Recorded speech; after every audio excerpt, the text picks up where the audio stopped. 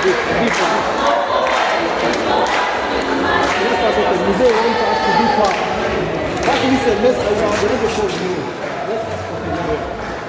The museum wants you to take all this. No, let's move behind. Let's move behind. All this. Push behind. Come back. Pull back. Hello, a little bit behind. Yeah?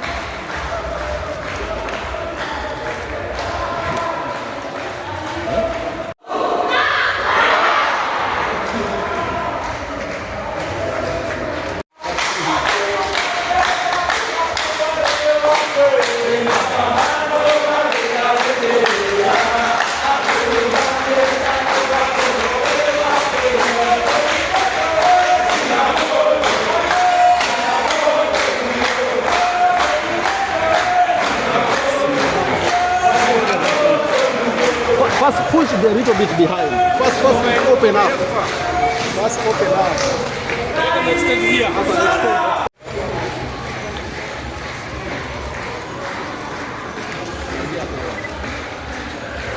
Capturing you.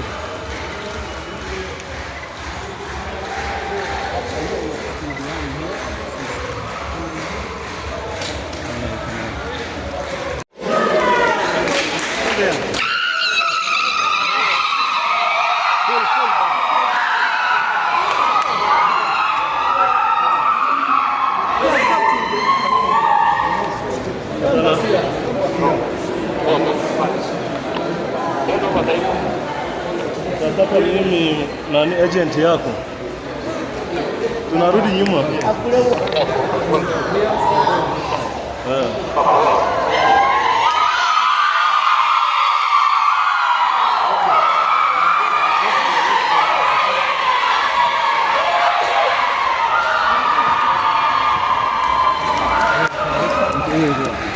Afan. Where this side?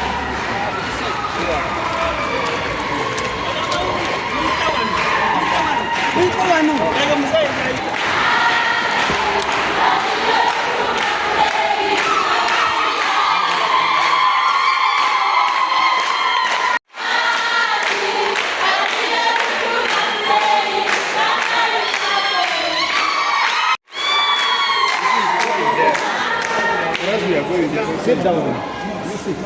So let's go the other side. Let's go. We are going back there to the door.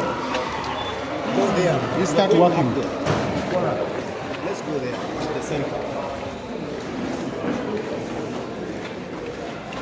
But you closer, extend the meter.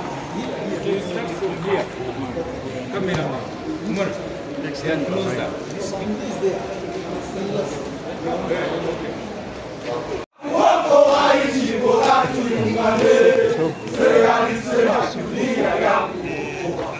Karibu sana.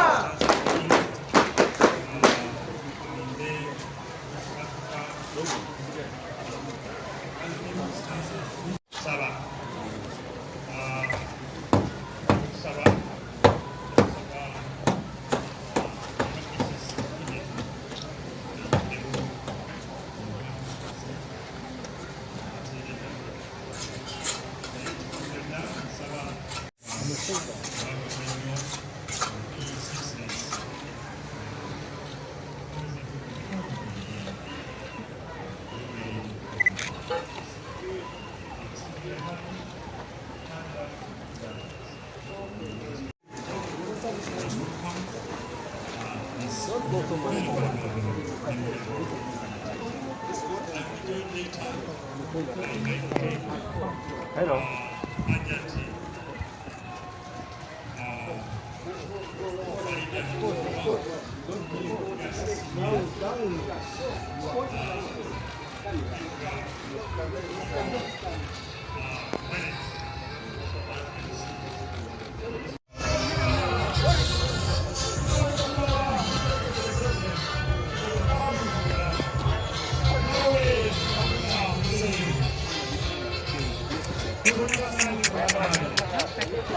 Still fish.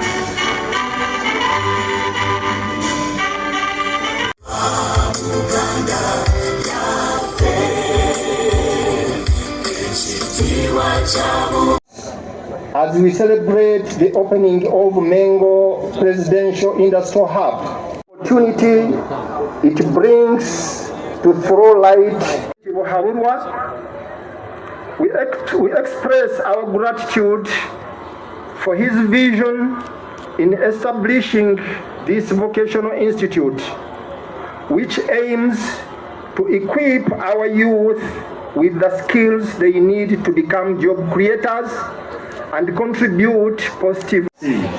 Your Excellency, Elton Kayunga, your first Army Interim Commander, Ahmed Sebia, whom you met in memory.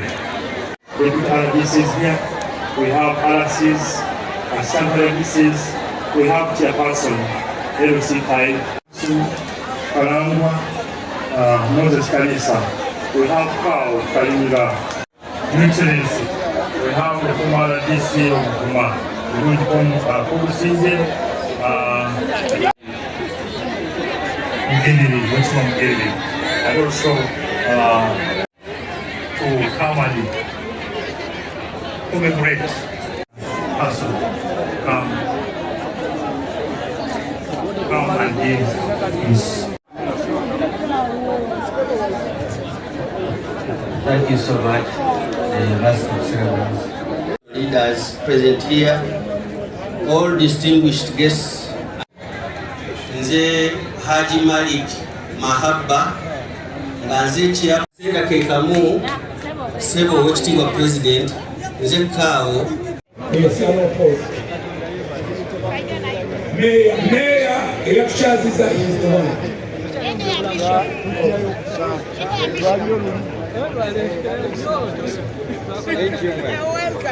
What about the religious leaders?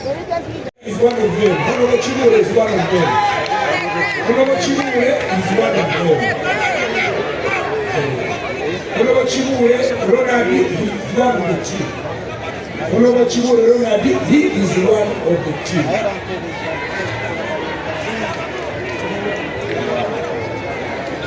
Those are enough. Honorable Chibure Ronald is one of the team. Honorable Kutebi is Oliakoze obubi bakito okuhonga. You must pay compensation. Basabwe ne bano mukubireko president mu Bugalo.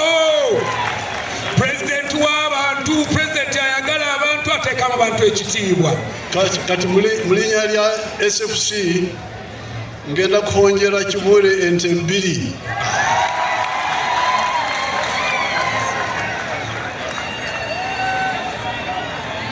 Ate Mubanyankole bw'ohonga ekizibu kiba kiwedde. Ente 2 enzungu. Kibule ali wano ngenda kufuna ekifaananyi naye bamuleetera ente ze 2. Aba SFC balazireeta.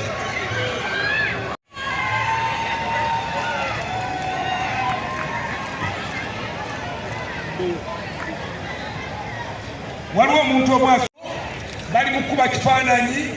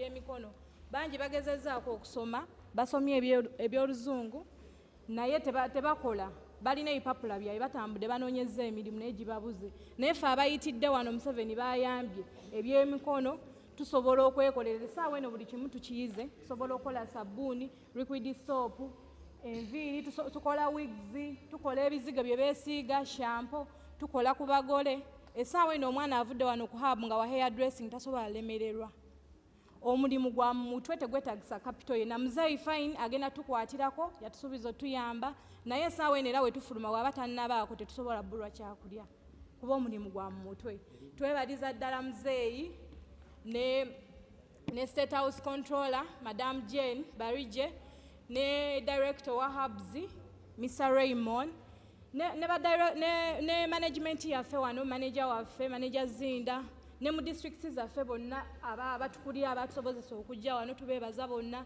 bafanda batuyambyeko mu mindset tweyanziza batuyamba ebingi bangi twajja wano nga tetumanyi kyakukola ne katumanyi ekyokukola tusobola okusevinga ssente batusomesa ku ngeri y'okusevinga tweyanziza nnyo jjajja tweyanzeege mukama akwongere ofuge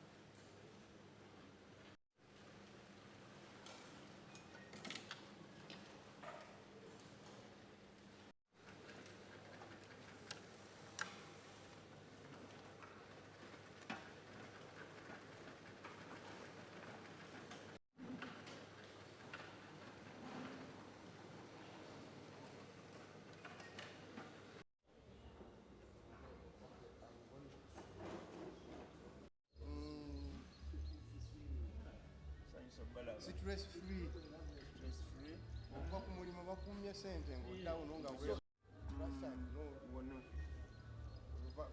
were told not to put price tags, but we know. Yes, that's what I'm asking for myself. Yeah, this one. This is the industrial hub price.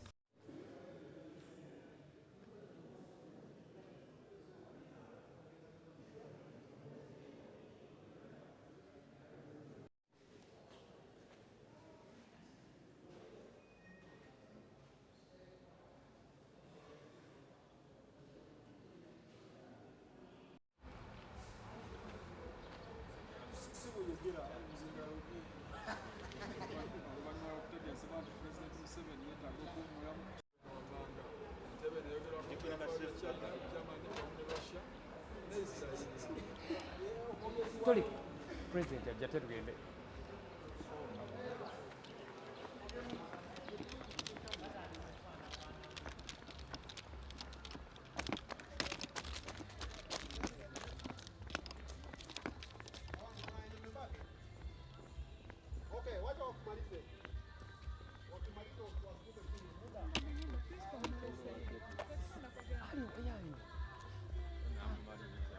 Kati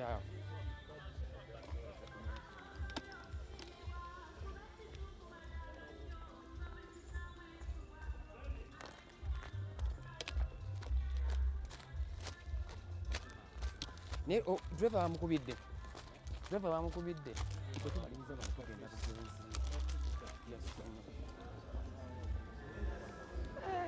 eno singa gye twasoose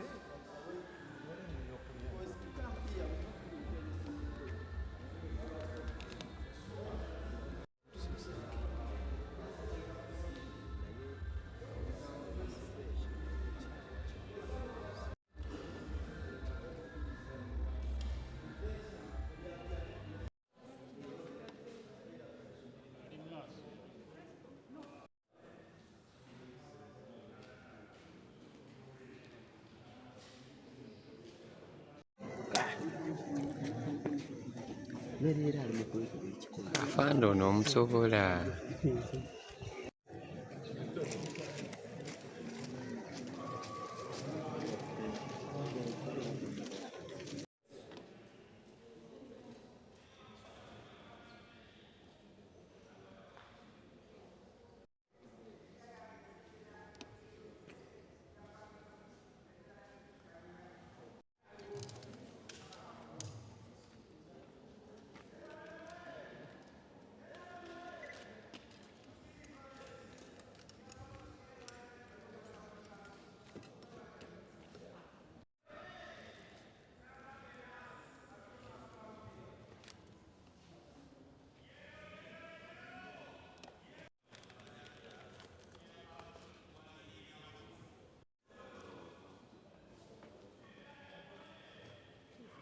bangi mwana gwe kyokka batusheekinze nga sikulaba naye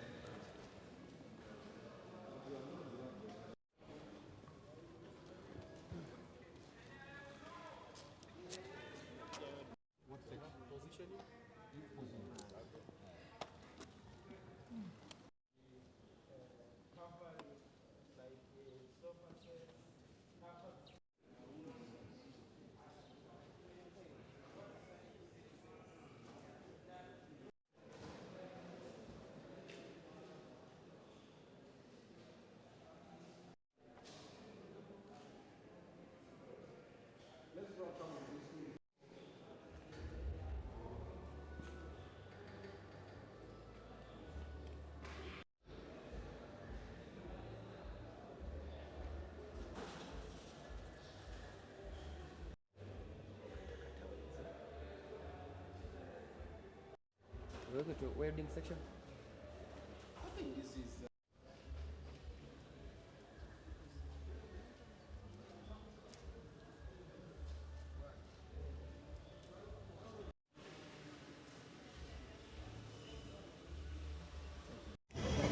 Bwe twagenda e Luweero okulwana na UPC, kubanga UPC twali tubawabudde enkolagana ennungi naye baali tebawuliriza. Kati ne tusalawo okugenda Luweero tubayigirize mu ngeri yaffe gye twabayigirizamu. Kati okuva mwaka 1996 NRM yasuubiza era netandika enkola abaana basomere bwereere. Omwaka ogwaddako 97 twatekawo sente za UPE. Esente zijja naye wadde sente zijja, ab'amasomero n'obukiiko bw'amasomero bukyasaba sente, bukyasaba abaana sente.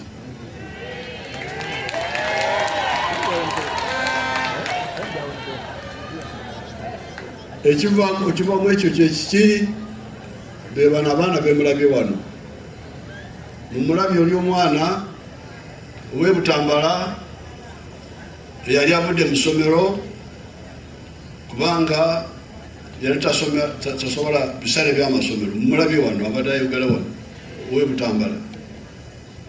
Oli omuwala omulala ow'Engoma naye bwe bujulizi bwawadde nti bonna bali essuubi lyabwe lyali litiddwa ki ebisale by'amasomero. Kati tukwali okusalawo kwaffe 96 naye abakulu b'amasomero, obukiiko bw'amasomero obwa Parents Association ne bulemesa ekyo. Kati kwe kusalawo nti kanzireyo Luweero nwane. Kati ndi mu Luweero wano nengamba kubanga olaba eri ndina bangi abakulu bangi n'okukolagana nabo. Palamenti wali bakulu, local governments, abakulu b'amasomero, abazadde, obukiiko bw'abazadde, kati abo foundation, amakanisa n'amakiriziya gatandika amasomero, abo bonna akatalinako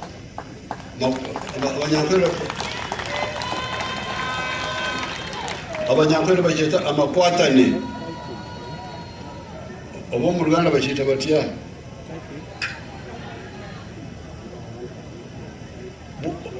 Bw'osobola okusalawo weka. Kati wano wange temuli mukulu mulala. Sindina kwegayirira ono simanya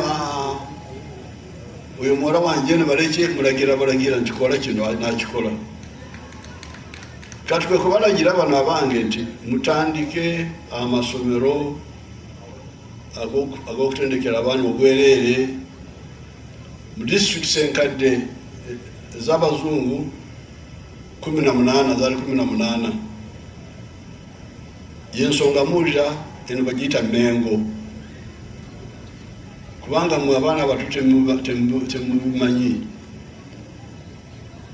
Okutuuka ku independence Buganda yalina disitulikiti 3 zokka. Eno gye bayitanga Mengo etwala Mukono, Luweero, Mpigi, Wakiso zonna, Kampala zonna zaali Mengo. Ne bongerako Mubende, Ekiboga, ne bongerako Masaka. Districts endala za Uganda zalinga 15, Ankole, Toro, Pandisha Buju. Toro, Ankole, n'awalala.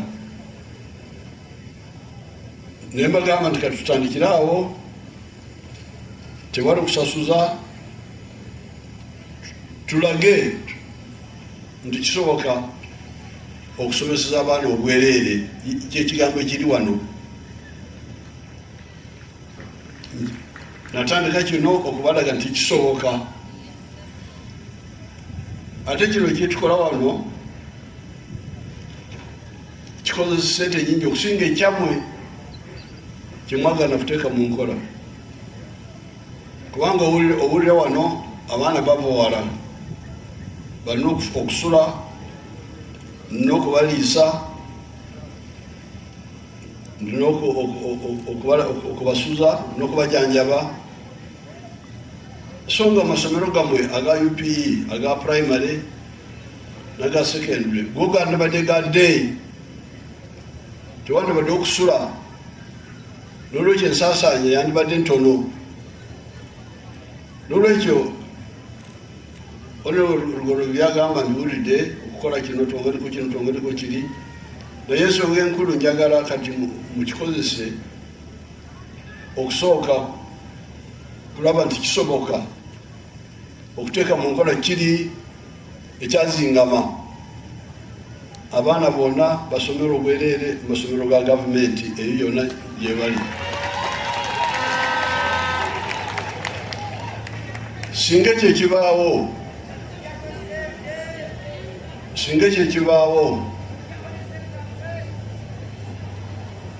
bano abaana nga babadde bano abakona tebandibaddewo. Kati ebiri ebirala tugenda kwongera kubyekenenya, tugenda kwongeramu emisomo kubanga kati waliwo emisomo gino egiriwo, naye waliwo gyengenda kwongerako nga moto mechanics, okukanika motoka, nga amazzi, ekola ebyamazzi, plumbing, nga amasanyalaze, byonna tugenda kubyongerako. Ate nakiri ekyamwe kubanga kati mwe mulina enkola yammwe, mulina kati kimuyita Greater Mpigi. Ngenda ku bitundu nabwe oba tuzimbe habo endala Greater Mpigi, ne wabaawo Greater Luweero, ne Lunkole nabo balina Bushenyi, Greater Bushenyi, waliwo Greater Mbarara, waliwo ebipya byemwaleeta mmwe. Ndina okubyekenenya, ndaba engeri gyekiyinza okubikozesa. Naye ekikula ennyo singa ga primary aga gavumenti naga secondary. Amanya gange nze Musoke Ahmad Azinda, nze atwala ekifo kino kibayita Mengo Zonal Presidential Industry Hub kisangibwa Kayunga na Zigo Town Council nganga mavillage. Ekifo kino kisomesa abaana ebyemikono okuva ku myaka 18 mpaka ku myaka 35. Program ya bwereere President yagiteekawo okuyamba abaana abateesobola.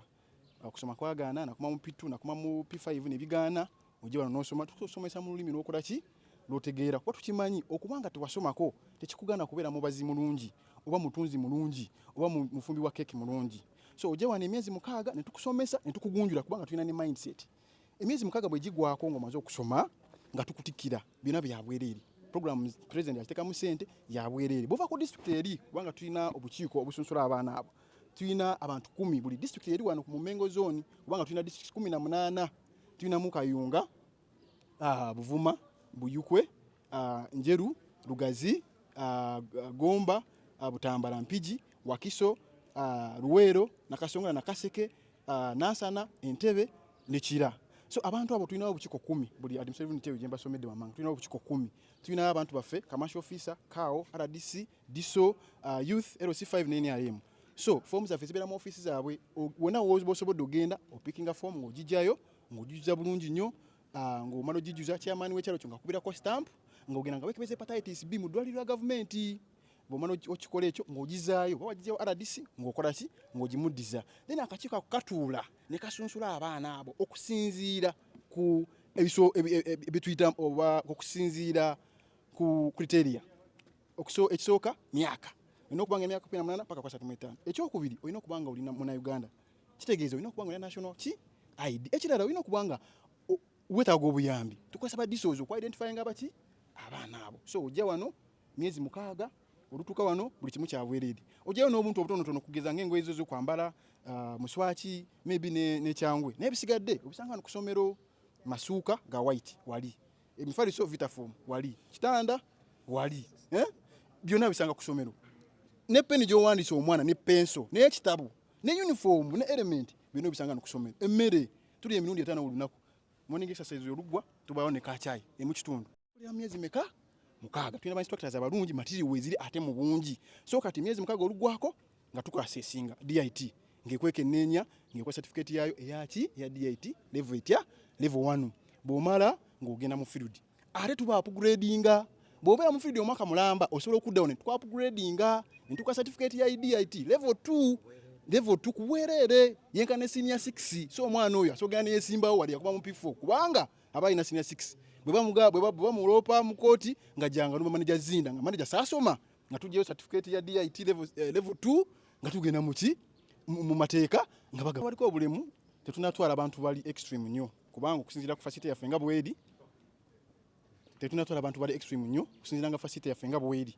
So tu advising abantu at least bwoba olina omugulu gumu ninga osobola okukola ki okutambula kubanga mugiraba tosobola crawlinga tutwala abantu abo asobola okukola ki okweyambayamba naye nga tugezezaako okubayambira mwe bali mu baana bangi bayiseemu. Abaana twakafumya abaana 911 mu intakes 4 eziise. Yes. Bagambye habu eno nene district zetwala kola ki nyingi. President yatuwa buli cohort abantu 240 mu district 10 18. Kitegeeza at least buli district enda etabana mangame meka 15. Kati bambi ate abaagala baki bangi. So twali bade tusaba president agaziye obada bulinge tube nabana nga 10 wano mu hub kubanga eri ettaka likyali ddene. So challenge enkulu nti demand eri wagulu nnyo kati ng'ekayunga basho teachers abantu 2 mwaga nati bagala abantu 10 kati omuntu ng'oyo ali yagamba banange nze oba sina mukisa basikola ki naye ng'oluusi chance batekoze ki temukute. So obuzibu buli awo nti capacity entono ate nga demand eri wagulu. Yatugamba agenda kwongera amasanyalaze plumbing mechanics and electronics ze course nyazi yasubiza okukola ki kwongera ku intake eddako kubaka tenegenda kutandika kuzimba kolere mwebale sebo owekitiibwa ettendekero lino litwala abaana 2 mwana buli luvannyuma lwa myezi 6 ng'abaana 2 mwana bano bava mu district zino ne municipalities 18 zenjogeddeko.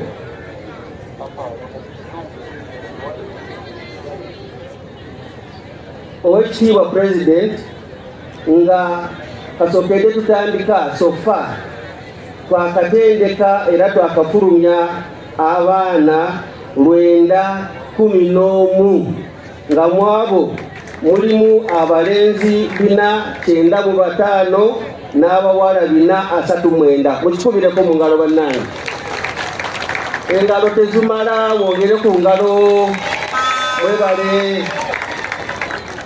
Sebo owekitiibwa President nga sinnagenda wala nzikiriza Sebo mukama wange nkwanjuli. This hub started with only 4 departments, 4 courses here, which included hairdressing, carpentry, welding, and fabrication and tailoring.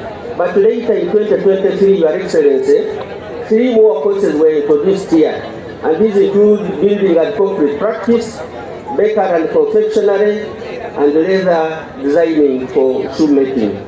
Your Excellency, as we gather here today to officially commission this hub, allow me to bring to your attention, Your Excellency, sir, the following requests from the hub committee. 1. Akakiiko kansabye President Mutegeeze nti waliwo obwetaavu obw'okwongera ku baana abaana 240 wakiri tubongereko bawere abaana 600 kubanga buli disitulikiti kujja abaana 13 bokka. Tusaba President batwongereko abaana kubanga dimandi y'amaanyi nnyo. Ekyokubiri President, ebisulo bikyali bitono.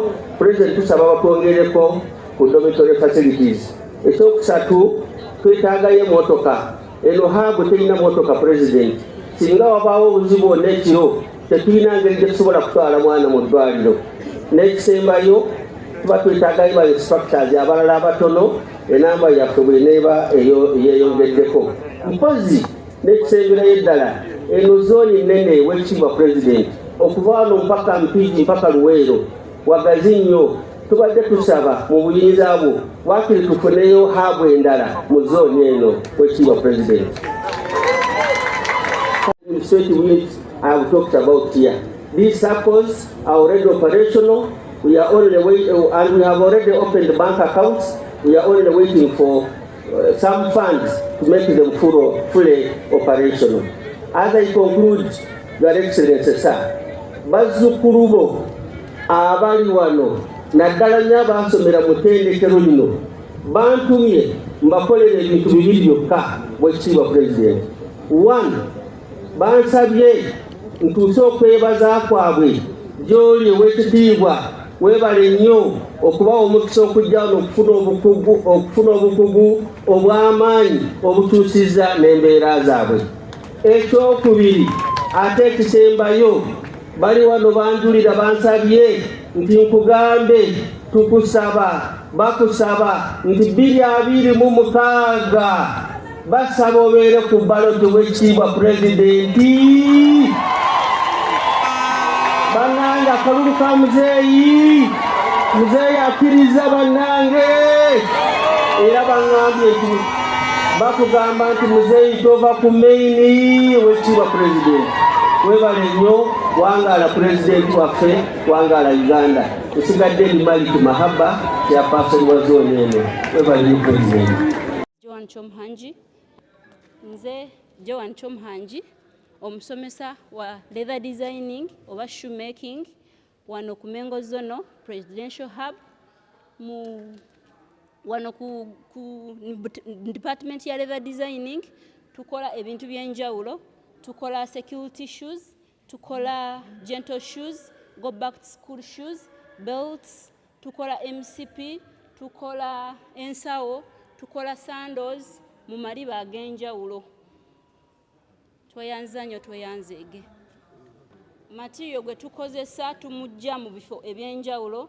For example, tulina kawumu efulumya amaliba ge tukozesa wano mu Uganda. Tulina materials ez'enjawulo tukozesa nga tukozesa sol, obutiba, tukozesa gum nga tumuguze kuva mu kibuga oba kuva mu nsi z'ebweru. What else?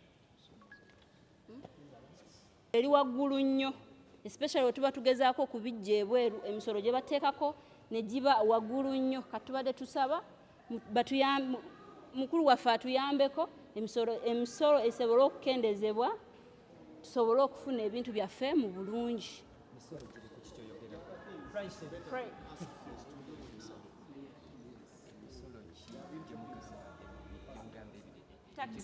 taxes ku bye tu exportinga kuva ebweru, for example ng'amaliba, obutiba, salts, gum, bye tu exportinga kuva ebweru.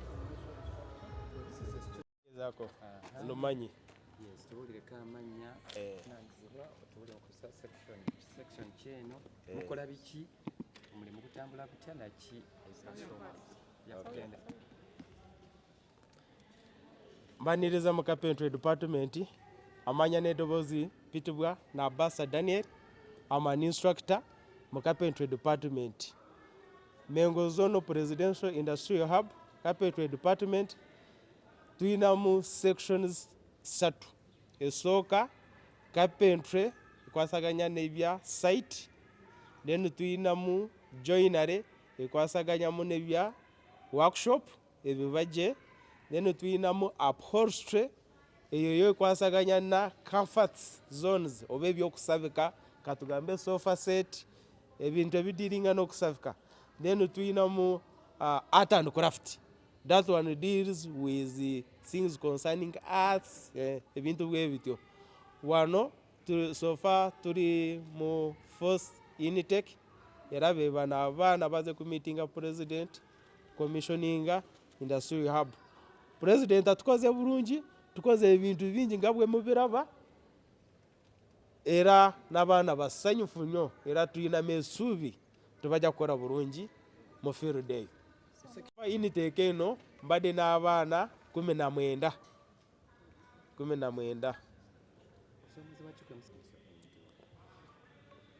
kusooka njagala kwebaza his excellence ne tiimu ye kubanga tutusanze buzibu bungi nga tutraininga abaana material aliwo buli kimu tools material and equipment gyebiri era bibeerawo mu budde so twebaza nnyo his excellence and his team kubanga ebyo byonna gyebiri. Yes. Banaye nsanyusa okubalaba mwebale kujja Kayunga Presidential Industrial Hub. Ffe batuyita ba hairdressing department. Amanya gange bampita Haifa Fatuma nga ndi musomesa ne munnange Madamu Ngonze wa Sophie ffe tusomesa abaana ba hairdressing. Tukola ebintu bingi mu hairdressing nga bw'omanyi mulimu gwa kukola ku bakyala n'abaami. Tubatwala mu sections ez'enjawulo ng'okusiba enviiri, bridal, tuyina okusala enviiri, okukola enjala, facials, then ne tubeerawo ne production. Production basically tubeera tukola ebintu ebikozesebwa mu saaluuni ng'okukola shampoo, conditioner, ebizigo ebikola enviiri. Si ekyo kyokka naye n'okukola ebintu ebikozesebwa ewaka ng'okukola sabbuuni ow'amazzi ow'ebitole ebintu ng'ebyo nga kye tugoberera nti omwana afuna ssente sayidi ne sayidi. Bw'asiba enviiri asobola okufuna ssente, bw'agenda n'akola production era asobola okufunamu ssente. Ate saaluuni z'ennaku zino zaakyuka. Okola ebintu by'okozesa mu saaluuni nga gwe mwennyini gw'okoze eki gw'obyekoledde. So abaana tubatwala mu training ya myezi 6 nga kye tusinga okwagala nti omwana asobola okuva wano ng'alina ky'asobola okwekolera okusobola okwebeezaawo n'okulaakulanya eggwanga lye. Ne tulaba wa gye bakola. Of course abasinga bakola, bonna tebayinza kukola naye abasinga bakola ki? Bakola. Ate n'ekirungi nti ne gavumenti etuyambyeko nti abaana bagenda bakolera SACCOs ez'enjawulo basobole okubeera nga babawaayo akasente akatonotono kasobole okubeera nga kabayambako okubeera nga beetandikirawo emirimu gyabwe. Ebintu bino nze ndi musomesa wano kitibwa James musomesa Werodini. Bino ebintu tuyigiriza abaana obikola, abaana be babikola, abayizi baffe be babikola under our supervision. Then bwe bamala okuyiga okubikola bagende wabweru beeyongera okukola kuba kyekiruubirirwa kya muzeeyi. Abaana bayiga ebyokola bagende bakole bafune akasente. Omulimu gusanze gutya? Omulimu mulungi kuba materiyo muzeeyi atuwa, machines muzeeyi atuwa, akasala nako katusasulwa, abayizi batuleetera, so tewali buzibu bw'amaanyi nnyo bwe tusanze kuba buli kye twetaaga weekiri. Akatale ebintu babyagala nnyo nnyo nnyo nnyo nnyo. Sente bwe ziba buli ayagala atuukirira manager n'amutuwa ffe ne tumubuulira price and he pays the money to the management. Bino kati tulina ku kyesuubo bino ebyesuubo bino byemu sente mu. Kati ekyesuubo nga kino kye tutuddeko, beeyi yaffe eya industrial hub teri nga yawabweru, yaffe eriko wansiko, tukitunda kino $40,000 aga Uganda.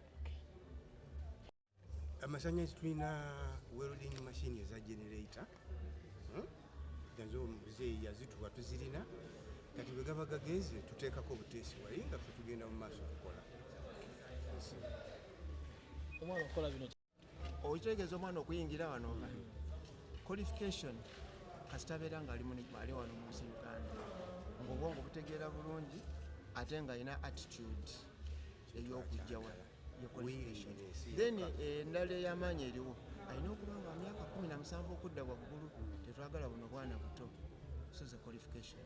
Kati bw'ayingira okusoma wano ne bw'aba tasomangako tamanyi kuwandiika linnya lye atandika ne certificate tugiyita modular. Kati modular certificate eyo yeegattawo eraga nti primary ekoze eki ewedde since teyagenda mu primary side zeeri. Kati awo bw'amala modular mu kaseera kabeera wano n'akola nenda tugiyita level 1 certificate.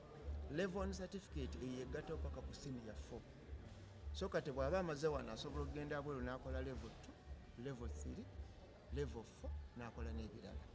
Oba oluusi basobola okukomawo wano with time ne bakola level 2 era ku bwereere nga tewali wadde n'ekimu kisasula. Kakembo Joseph, instructor leather designing wano Mengo Zono. Ebintu bye tukola akatale material ali expensive na okuva ebweru naye singa tusobodde ne batusobola otulanga nti material bakendeeza prices ezo ne sokola nga tukula emirimu gyaffe bulungi nnyo naye nga okusomesa abaana tusomesa bulungi nnyo era mu tugukolera ddala. Tukola wano abayizi bye bakola wano tubitunda outside neighbors babigula era ne sente tuzikola kino tusobola okufuddamu okufuna material. Bampita Nadduli Simon nva ku kyalo Wanteete mu ggombolola ly'e Busaana mu disitulikiti y'e Kayunga. Nze najja wano eno era mmazewo emyezi 6 nga nkola eno koosi ey'engatto mu luzungu tugiyita leather designing. Koosi eno egenda kunnyambako okwetonderawo omulimu nga nze nti we nnaafuluma eno sigenda nnoonya mirimu, sobola okwekolera engatto eyo nenfuna bakasitoma bange nenfunamu ssente nensobola okwerabirira mu bulamu bwange. Ekisookera ddala twebaza pulezidenti waffe atuyambyeko okuleeta emirimu gy'emikono gino. Emabega awo abantu basoma nnyo n'asoma paka diguli n'asummuka n'okunoonya omulimu, naye nze wemba nfunye koosi yange eno bulungi nsobola okufuluma ne neetandikirawo omulimu ogwange nga guva mu mutwe. Kyekyo kujja wano eno nali wa ku street, nava ku street ne ndyoka nzija wano nasobola okufuna ku mukisa ogwo nga mpulidde nti waliwo empapula gye bajjuza bakansala bange bansobola okunkwatirako nensobola okujja wano. Kati kinnyambyeko nti nfunye skill sisobola kuddayo ate nenzira ku street wabweru. Kyekyo omukulembeze saasobodde otuyambako. Olugendo lw'okuyiga engatto tugawo lumazeemu emyezi 6. Sofa emyezi 6 olutambudde lutya? Emyezi 6 egyo osooka nojja abasomesa ne babaako tusooka kuyigira ku bipapula mpola mpola paka we tutuuka ku maliba ganeeno. Kati omusomesa waba akuyambyeko ku kyalaani nojja n'ogatta patterns ezo kubanga oba okola engatto teri kyuma kikola bukozi engatto nga woogiraba waneeno. Engatto eno esooka na design ng'ogikola ku kipapula n'ofunamu patterns n'osobola ozitwala ku maliba n'ogatta. Si kyuma kiramba nti efuluma bufulumi mu kyuma, tuyita mu process esobola okufulumya engatto eno. Erinnya eryange yenze Isiko Shaban, Nvira Kayunga District, Nazigo Sub County. nga nafuna chance nange okweyungako kubeera omuyizi owa wano ku Mengo Zonal Presidential Industrial Hub intake ey'okuna. Era ndi musanyufu nnyo okwebaza omukulembeze w'eggwanga wamu ne ttiimu ye His Excellency Yoweri Kaguta Museveni Buhabulwa, era nga ndi wamu okubeera nga nkwasaganya omulimu ogwo gwe mbeera ngize wano eno eyo wabweru gye nnaabeera. Bino bigenda kuyamba bitya? Bigenda kunnyambako kati nga wendi omuvubuka ssaawa zino eno okugyayo ebirooto byange, kubanga omulimu guno gwe nasomerera ngwagala era kyandimu mu mutwe tebaagunkaka bukasi. Katonaba kujja kusoma wano wali okola ki walebedde? Nali sinaba kujja kusoma wano eno, nali mbeera waka ne muzeeyi, nali nakamaliriza senior 4 nga nkyali waka mu vacation, ndyoka nyingiramu eno programu nensobola okufuna chance okubeera nga nange nfuuka omuyizi owa wano. Bino byosomye osuubira bigenda kuyamba bitya mu maaso n'ababaka kiboyina eri abavubuka naddala bikituuka ku nsonga y'ebyemikono naddala abaana abalenzi? Bino byensomye bigenda kunnyamba okusinza, bigenda sooka kukyusa obulamu bwange nganze omuvubuka, n'ekirala kyenkubiriza abavubuka bannanga bali eyo tubeere nga tujjumbira nnyo omulimu guno eno. Omukisa guno tubeere nga tugukozesa ogwatuweebwa eri omukulembeze w'eggwanga, tuganyulwemu tusobole okuyigiriza ne bannaffe abali wabweru eyo. Amanya gange mpitibwa bya Matthew nga like nva Mukono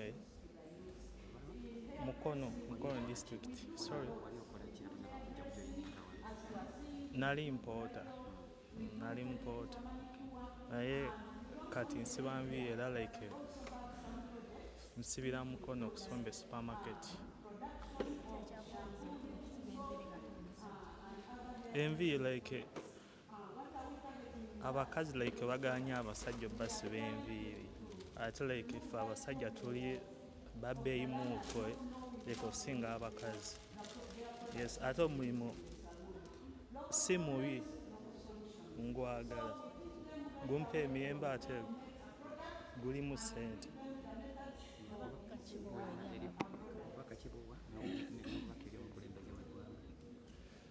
Just nze kyenjagala okugamba muzeeyi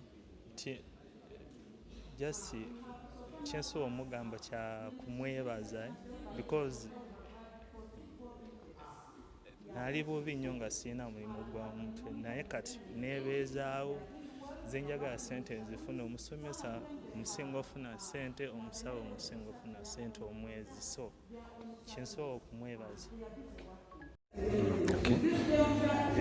Loko ero giraba nti emibenyo nerabika bulungi. Amanya gange nze Matovu Nicholas, nava mu district y'e Wakiso Nansana municipality, nga ndi ku Mengo Zonal Presidential Industrial Hub. Nasalawo okujja kola omulimu guno kubanga nalabanga mu nsi abantu bangi abeetaagisa okwambala ebyokwambala, abantu tewali muntu atayambala, kale nekinsikiriza ate nembako ne bannange bendaba nga batunga engoye, nange nekinsikiriza, nange nensalawo muzeeyi president nampa omukisa okusomera wano ku hub ate ku bwereere nga sirina kyensasudde. Kale byebino ebyuma byendi mukono bagiyita overlock, emaliriza lugoye, kati abalala batunga, nze nembimaliriza. Wano nali nsoma, nali sirina mulimu nga nsoma era olwamala senior 4 olw'okuba nti nali nfunye inspiration ey'okutunga, ate nga muzeeyi ya providing hub zino ekinsikiriza okujja, muzeeyi nampa omukisa nsobola okujja nentandika okuyiga okutunga engoye. Okutunga kuno bw'oba okwagala kuyigika kubanga requirements weeziri, buli kimu weekiri, buli kyeweetaaga, abasomesa baffe balungi, buli kimu ekyetaagisa weekiri era tekulina buzibu bwonna, era nkubiriza abeetaaze okuyiga okutunga bajje kubanga omukisa guddula. Wano mazeewo ebbanga lya myezi 6, koosi yonna eba ya myezi 6, omuyizi aba asobodde okuyiga ali n'agenda n'atandika okukola. Pulezidenti nandimusabye nti bwe mba maliriza wano nga wampadde ekyokuyiga nti bw'aba asobola okumpa entandikwa nentandika nenkola workshop yange, oba oli awo nange nentandika okuyigiriza bannange eyo gyenva. Kino kyongere okutumbula eggwanga lyaffe ne skills okweyongera mu ggwanga. amanya n'eddoboozi mpitibwa Bruno Bruce akankwasa nviira wa Kiso era nkola welding. Wano we tuli Kayunga Presidential Hub esangibwa Nazigo Mukono era tuli baana ba fourth intake. Welding sikisanze mbuzibu bw'amaanyi nnyo kuba enyuma nga bwe mulaba bye tukola tubijja mu mutwe era ne design ne fashion ogenda okikola ekintu ngaokola ki ng'okyagala. N'ekirala bw'oba omaze okukola ekintu market ebaawo tosobola kukola kintu nekikola ki ekikudibirira kuba kibeera ku order. So welding eri organized, welding okola ekintu nga kiri booked, welding okola ekintu nga kiri booked si kintu kukola kintu kukudibirira. Naye obuzibu bwe tusanga ebintu bya bbeeyi, ebyuma bya bbeeyi bye tukozesa bya bbeeyi, n'okukolera nawo tetuwayina. Kuba tufuna skill wano ne tufuluma maybe ne tutandika okukolera abantu abatasasula bulungi. Ekitumenya kuba ffe tuba tuli well experienced, tuba tusomye emyezi 6 nga buli kimu tukikutte, naye kituluma nnyo okusanga omuntu nga ewabweru alowooza tolina kyosobola kuba oyise mu ki mu technical. So mbadde nsaba President atuyambe, tumwebaza nnyo kula skill gyatutaddemu emyezi 6 era NRM gavumenti yaffe tujja givaako. Naye kye tumusaba atuyambe bwe tuba tuvudde wano kati nga bwe tumaze tugraduatinze abemu katuteekamu ka startup capital kuba abamu tetulina kye tulina, tuli banaku twava ku street, so twajja wano atuyambe ate bw'amala tuteekamu skill n'atuleeterera talina kyabakoze ki kyabatuyambe. So watwongeramu ka startup capital n'ebyuma ebweru eyo ne basala prices sobola okukola ekintu ekiri ku mutindo abannayuganda kye basobola okugula. Yogera kwa nnyo. Amanya nze Akandwana Hontale Elijah nva mu disitulikiti y'e Buyiko. Najja wano ku Mengo Zone Presidential Industrial Hub nga tuconnectingiddwa abantu ab'enjawulo kuba empapula zajjanga okuva mu bitundu eby'enjawulo, then kati abaafuna chance ne tugikozesa okujja wano. Twajja wano tusanga nga ebintu bya bwereere jasi baatugamba tugambe kujja nangoye, sapooni, eddagala ly'amaanyi, ebintu ebikozesebwa mu bulamu obwa bulijjo. Ne tujja ne tubisanga nga byabwere eddagala, blanketi, obujjanjabi wamu n'emmere. Then nakolanga emirimu egy'enjawulo olw'ensonga nti kati tugeze okukima amazzi, okulimanga, naye wano najja nenfuna omulimu ogw'omuntu ne ngenda nensooka nentandika okukozesebwa, naye nga tageti yali akwetandikirawo kyange. Alhamdulillah ne mmala nenkituukiriza. Bayinaawo ndi lugazi era nsapurayinga amaduuka wamu n'abaakamwakamu, era wendi kati mu maaso gye ndaga ndabayo. Twala omukisa guno okuweza Pulezidenti Yoweri Kaguta Museveni okutuwa omwaganya ffe ng'abavubuka ne tusobola okuyigirizibwa emirimu egy'omutwe, okutondawo emirimu eri abalala wamu ne bannaffe. Era nkubiriza abavubuka abalala bonna abanaabo bafunye chansi, empapula tebazitya bazijuze kuba abasinga wano balabawo ekiboneera balowooza ttendekero ly'amagye, naye kituufu si bwe kiri. Wano bagattako okufuula abantu, okwongera omutindo ku bavubuka, okubongerako ku ekyo kye balina n'abatalina. So tebasosola mu myaka ate tebaawula mu mawanga, tebaawula ddiini, wabula gwe wano ojjanga buuli. Wasomedde ebbanga ki? Twasomera emyezi gyali 6 era nga nze ndi wa intake ya kusatu. Twatandika wasoma biki?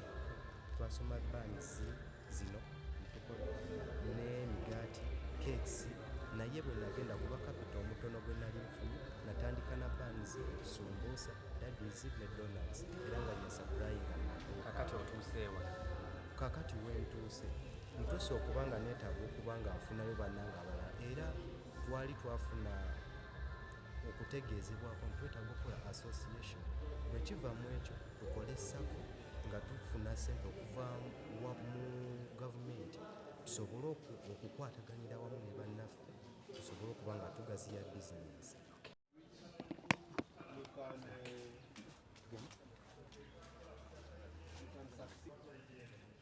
Tubaniriza nnyo ne building and construction practice eno department yaffe nga ne mugiraba.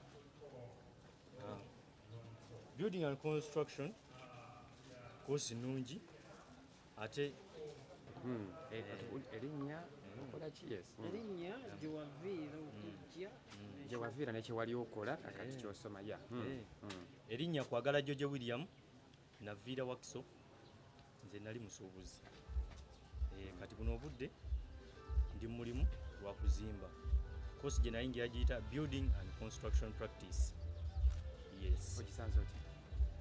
Building and construction practice kosi ngisanze bulungi kubanga ye kosi gyosalawo okukola era n'ogamba nti no ngenda kukola building n'obeera nga tewali kimu kyosobola omusomesa naso okukukwatirako okulaba nti nno okola ki oyiga ekyo kyosaanidde okuyiga era neobeera wajja nga tosobola kukwata biriki omusomesa akikuyigiriza bulungi.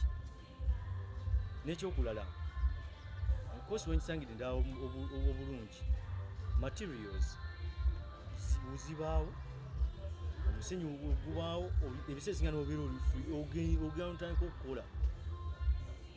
Yes. Nze bye nakayiga natandikanga okusetinga asimanyi na bintu bisetinga but at time okusetinga ennyumba weetaaga square yange eno okusetinga ennyumba.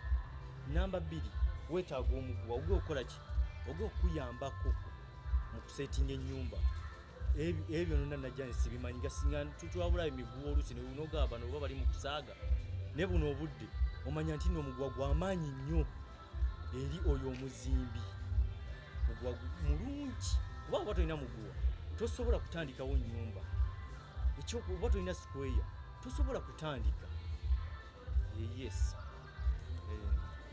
Omuntu n'obeera ng'obadde wasoma kituufu osobola okusomera ekintu kiba kirungi n'ofuna omulimu gw'omumutwe buno obudde osobola okukya ku makya ng'obadde wasoma bwa accountant ng'oba togulinawo bunene obudde naye n'ogamba kangendeko mu kuzimba.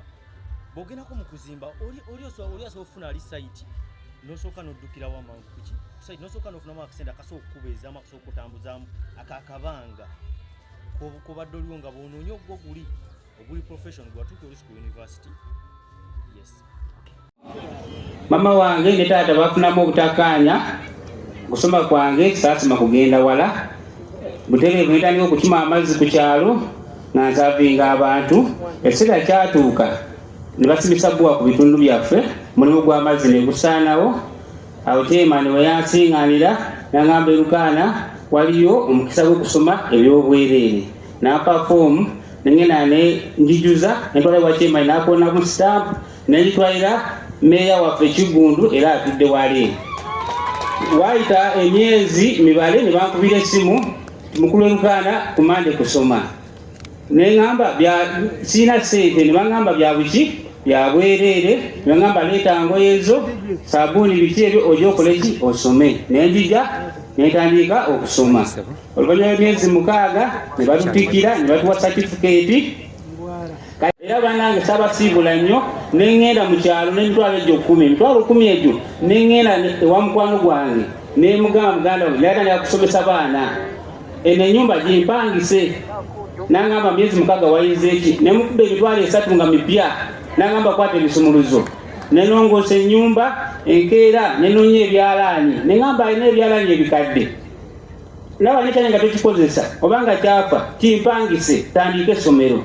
Butereevu ne banyamba nefuna ebyalaani 3 nenoonya abaana nafuna abawala 2 sukulu fees emitwalo 5 ne mbagamba naye ekikulu matiriyo sukulu fees z'abalema mukase awo wezaagaana chairman Kabinika n'aŋŋamba master waliyo ekitongole kiri ku Gombola gy'awo genda osomesa abaana okutunga ndaba okola bulungi kikomewo Kabinika n'antwala ku kitongole nentandika okusomesa ekyalaani nenfuna ssente nengula poloti ya miliyoni 4. Mba nkyali ku Gombola nsomesa omukulu omu w'essomero n'antwala okusomesa secondary school era nenfuna ssente nenkola mama wange bizinesi ey'amagi. Mba nkyali awo omusumba bwe n'akuba nti jangu eno ku kyaki osomese endiga okutunga nensonza ssente zange nenkola workshop era saawa zino ndi kusetinga kibayita workshop naguze ebyalaani amasa n'ebiddoole ekigayaaza gye ebiina esaawa zino kakati saawa zino eno mbulamu kitono nnyo emitwalo 2 ngabeeramu omwezi. Pulezidenti wange wanzija wala mindest abamagye batusomesa bulungi nnyo n'abasomesa aba mu kibiina mwebale nnyo mwebalire ddala. Nfunye omukisa okulaba ku pulezidenti mu bulamu bwange tukuwe pulezidenti Museveni akalulu ffenna abali wano Mukama abantu ey'omukisa. Nga nvudde mu disitulikiti y'e Nakaseke Ngoma Town Council. Nze bwe nali sinajja wano nali maliriza senior 1 nga mbeera waka nga school fees zaagaana nga n'abazadde bagamba omwana talina kyatuyamba so nga school fees zaagaana. Naŋŋamba eyo e Kayunga waliyo program ya pulezidenti batraininga abaana abavubuka era nakitukirawo ne ngenda ku disitulikiti nenfuna